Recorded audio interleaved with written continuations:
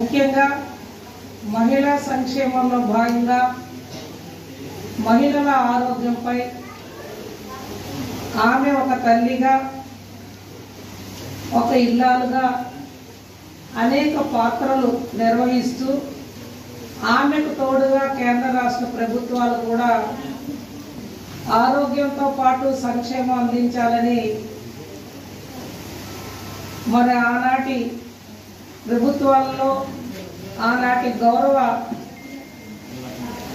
ముఖ్యమంత్రి వర్యులు నారా చంద్రబాబు నాయుడు గారు ఏదైతే ఐసిడిఎస్ విధానానికి శ్రీకారం చుడుతూ ఆ తర్వాత వచ్చిన ప్రభుత్వాలు కూడా ముందుకు తీసుకెళ్తూ మరి ఈనాడు ఏదైతే ఎన్డీఏ కూటమిలో ఈ 24లో జరిగిన ఎన్నికల్లో రాష్ట్రంలో మనమంతా ఈ రాష్ట్రాన్ని విడిపోయిన ఈ రాష్ట్రాన్ని రాజధాని లేని ఈ రాష్ట్రాన్ని అభివృద్ధి సంక్షేమాలు 5 కోట్ల మంది ప్రజలకు కలిసికట్టుగా మనం ముందుకెళ్ళి నడుచుకోవాలి అనే ఒక విధాన ఎన్నికల్లో ఎన్డీఏ కూటమిని అభిమానించి నడిపించి వేదికపై ఉన్న వివిధ హోదాల్లో ఉన్న మా ప్రజాప్రతినిధులతో పాటుగా ప్రభుత్వ అధికారులు ముందు ఉన్న ఐసిడిఎస్ విభాగంలో ఉన్న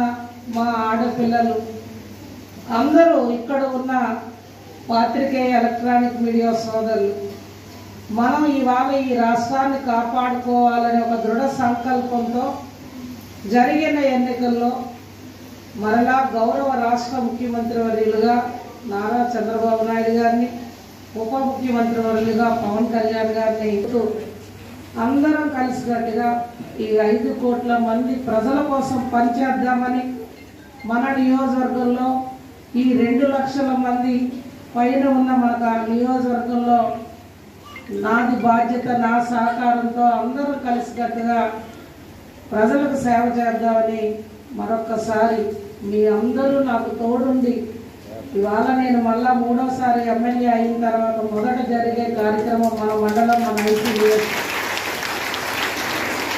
నాకు చాలా అభిమానవంతమైన శాఖ, గౌరవమైన శాఖ, బాధ్యత అయిన శాఖ. నేను ఒక సాధారణ మహిళను. మరి మహిళల కష్టాలన్నీ కూడా నాకు తెలిసిన మీ ఆడపిల్లని నేను అందుకనే ఒకటే మీ అందరినీ కోరుతా ఉన్నాను. ఇంకా మన అంగన్వాడీలు సెంటర్లకు సంబంధించిన ఇష్యూలు కావచ్చు, ఐసిడిఎస్లకు సంబంధించిన అంశాలు కావచ్చు, లేకపోతే అసలు మనకి ఏమేమైతే ఇంకా ప్రభుత్వం దృష్టిలో పెట్టి మన మీద ఉంచిన బాధ్యతని విధి నిర్వహణలో మీ అందరికీ తోడుగా నేను కూడా నడిపించండి అని మరొక్కసారి నేను మీ అందరినీ పేరున అభినందిస్తూ మరి మన గౌరవ ముఖ్యమంత్రి వర్యులు ఇవాళ ప్రతిష్టాత్మకంగా రాష్ట్ర వ్యాప్తంగా కూడా తల్లిపాల వారోత్సవాలు ఇవాళ డాక్టర్ గారు చెప్పినట్టు ఆగస్టులో ప్రారంభించాల్సిన అవసరం బాధ్యత. అందులో భాగంగానే ఇవాళ మమ్మల్ని అందరినీ కూడా బాధ్యతగా భాగస్వామ్యం అవ్వాలని ఆ దిశగా మొట్టమొదటి నేను మన మండలంలో మన సెక్టార్లో ఈ కార్యక్రమాన్ని ఇవాళ మేడం వచ్చి రిక్వెస్ట్ చేసి వెంటనే నాది కూడా బాధ్యతగా వస్తానని చెప్పి మరి ఈ కార్యక్రమాన్ని ఏర్పాటు చేసుకున్నాం. మేడం ఇందాక సీడీతో గారి మనకు అస్సలు రాకూడదు, స్టేట్లో గతంలో కూడా లేవు. ఇవాళ ఇంకా బాధ్యతగా మనం అందరం కలిసికట్టుగా పనిచేయాలి. గర్భిణీలకి బాలింతలకి ఏవైతే మన రాష్ట్ర ప్రభుత్వం బాధ్యతగా పౌష్టికాహార విషయంలో బాధ్యతగా మనకి ఏర్పాటు చేసిన అన్ని పథకాలు కూడా మరి ఆ దిశగా మనం బాధ్యత పడదాం. అమ్మ మన అందరికీ తెలుసు, మన మాతృమూర్తికి మించిన వరం సమాజంలో స్త్రీకి ఏమీ కూడా ఉండదు. అటువంటి మాతృమూర్తులుగా ఉన్న మీ అందరికీ వేదిక మీద ఉన్న ఎంఆర్ఓ గారు ఒక సోదరుడిగా ఎన్నో విషయాలు మనకు వివరించి చెప్పారు. మాతృమూర్తికి మించిన వరంలో ఆ బిడ్డకి ఆ పాలు ఇచ్చిన ఆ తృప్తి అనేది మన తల్లికి భగవంతుడు ఇచ్చిన వరం.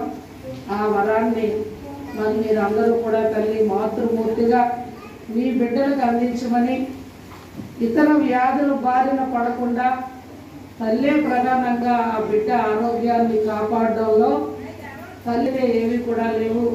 మరి అటువంటి మా చల్లగా ఉండాలని పండంటి బిడ్డలకి గర్భిణీలుగా ఉన్న నా పిల్లలందరినీ ఒక తల్లిగా నేను మనస్ఫూర్తిగా ఆశీర్వదిస్తూ, తల్లి ప్రభుత్వం ఎంతో ప్రతిష్టాత్మకంగా తీసుకుంటున్న ఈ కార్యక్రమాల్లో మీరు కూడా భాగస్వామ్యం అవ్వాలి.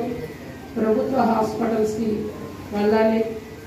మరణవంతమైన పండంటి బిడ్డకి జన్మనివ్వాలని నేను శ్రీమంతం జరగబోయే నా కుమార్తెలకు, అలాగే బాలింతలుగా ఉన్న నా కుమార్తెలు మనస్ఫూర్తిగా ఒక తల్లిగా ఆశీర్వదిస్తూ, మరి ఎంతో సమయం అయిపోయిన తల్లి ఒకే మాట, మనం మహిళలమే ఒక తల్లి అవడం మించిన వరం కొన్ని వేల కోట్లున్నా అవి రావమ్మా. ఆ వరాన్ని సద్వినియోగం చేసి మంచి బిడ్డడికి ఆరోగ్యాన్ని ఇవ్వమని మరొకసారి మనస్ఫూర్తిగా కోరుతూ, మరి నేను ఈ బిల్డింగ్ కట్టేటప్పుడు చుట్టూ కాంపౌండ్ వాల్స్ గోడలు